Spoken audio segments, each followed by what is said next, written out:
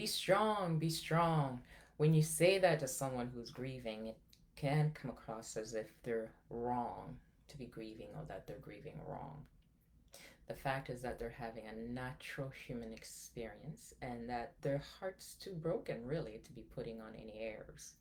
So they're not having a pity party and they're certainly not being a wimp. So asking them to be less than they really are, to feel less than they really, feeling is a bit of a violation of, how they're feeling. Okay, we can never negate or try to negate the way someone's feeling, especially when it comes to loss of a loved one. Yes, strength can be channeled into loss, but it can also violate it. So the problem with the idea of being strong, be brave, do it for your loved one, let's get you back out there, um, is that in order for someone to be strong, in that context, one has to shut down their emotions, okay, um, or allow themselves to be distracted. Personally, I see no value or strength in demonstrating a fake or false sense of strength, distracting yourself with external outings when, there's a gaping, hollow feeling in your being or soul. So, what's so wrong about going out for coffee anyway that implies that someone is strong just because they decide to do that, when in fact you have work to do and it is very important to sit down or at least to deal with your grief. Okay, the fact is that bravery doesn't mean being unfeeling. Okay, we've become so socialized in this culture to think that, or to believe for that matter, that these feelings are abnormal and unnatural.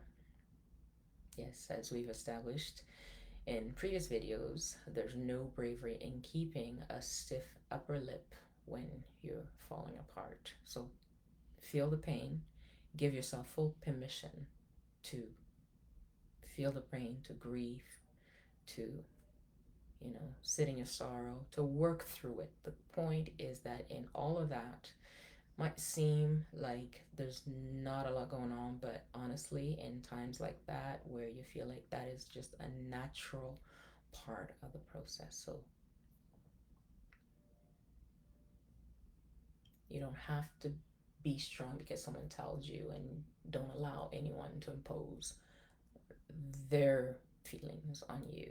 Um, Take your time. Grief must be fully experienced to provide the healing you need. And it's a very, very special friend who will offer to sit with you in your grief.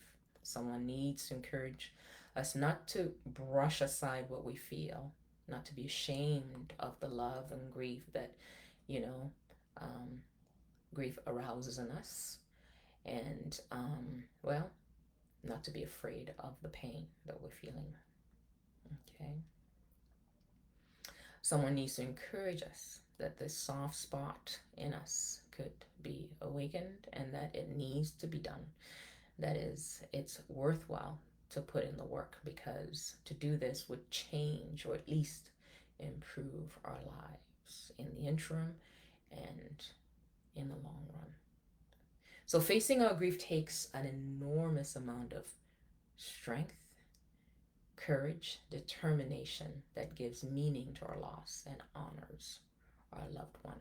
So please take your time.